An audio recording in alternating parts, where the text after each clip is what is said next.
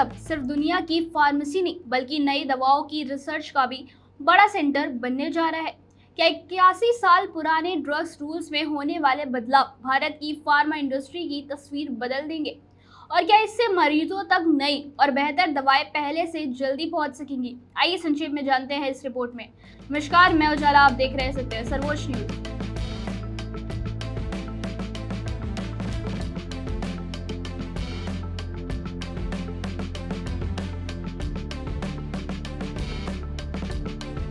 भारत की pharma industry को और मजबूत बनाने के लिए केंद्र सरकार ड्रग्स रूल्स 1945 में बड़े बदलाव करने जा रही है। सरकार का कहना है कि इन बदलावों का मकसद रिसर्च को बढ़ावा देना, दवाओं के आयात की प्रक्रिया आसान बनाना, कंपनियों के लिए काम करना सरल बनाना और भारत को दुनिया का बड़ा फार्मा रिसर्च सेंटर बनाना है। सबसे बड़ा बदलाव रिसर्च से जुड़ा है। अभी अगर कोई कंपनी, यूनिवर्सिटी या रिसर्च संस्थान विदेश से रिसर्च के लिए दवाएं या दूसरी रिसर्च सामग्री मंगाना चाहते हैं तो उसे पहले लाइसेंस लेना पड़ता था। इस प्रक्रिया में काफी समय और कागजी कार्रवाई होती थी। सरकार एक्नॉलेजमेंट बेस्ड सिस्टम लाने की तैयारी कर रही है, यानी संस्थान को सिर्फ ऑनलाइन जानकारी देनी होगी। पुष्टि मिलते ही दवाओं और रिसर्च मटेरियल का आयात किया जा सकेगा।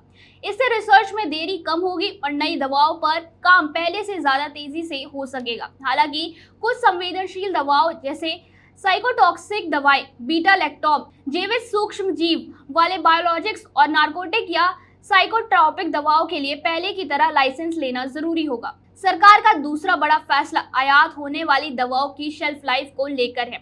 अभी नियम है कि भारत आने वाली दवा में उसकी कुल शेल्फ लाइफ का कम से कम 60% हिस्सा बचा होना चाहिए। सरकार अब इसे बदलकर ऐसा नियम लाना चाहती है कि भारत पहुंचने के समय दवा की कम से कम 12 महीने की शेल्फ लाइफ बची हो। सरकार का मानना है कि इससे अच्छी खासी दवाएं बेकार नहीं होंगी, आयात आसान होगा और जरूरत के समय दवाओं की कमी भी नहीं होगी।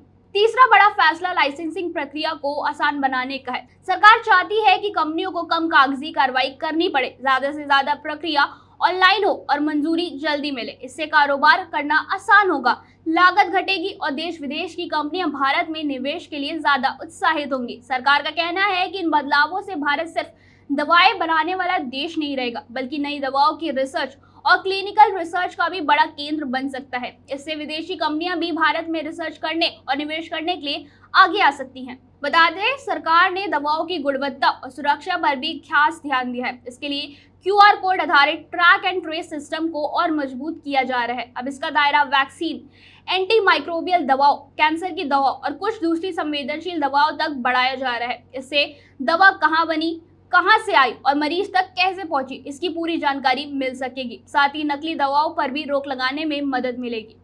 विशेषज्ञों का मानना है कि इन बदलावों का फायदा सिर्फ फार्मा कंपनियों को नहीं बल्कि मरीजों को भी मिलेगा। रिसर्च तेज होगी, नई दवाएं जल्दी तैयार होंगी, आधुनिक इलाज तक पहुंच आसान होगी और भारत की फार्मा इंडस्ट्री दुनिया में और मजबूत बनेगी।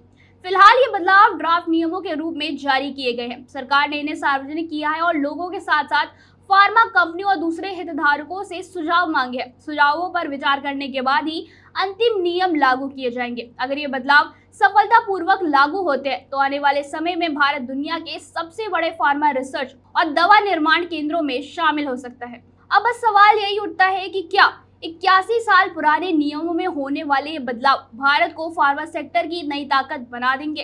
क्या इससे नई दवाएं जल्दी बनेंगी, मरीजों को बेहतर इलाज मिलेगा और भारत दुनिया का सबसे बड़ा फार्मा रिसर्च हब बन पाएगा? अपनी राय हमें कमेंट करके जरूर बताएं और ऐसी ही खबरों के लिए देखते रहिए सत्य सर्वोच्च न्यूज और चैनल को सब्सक्राइब करना ना भूलें। धन्यवाद। जय हिंद।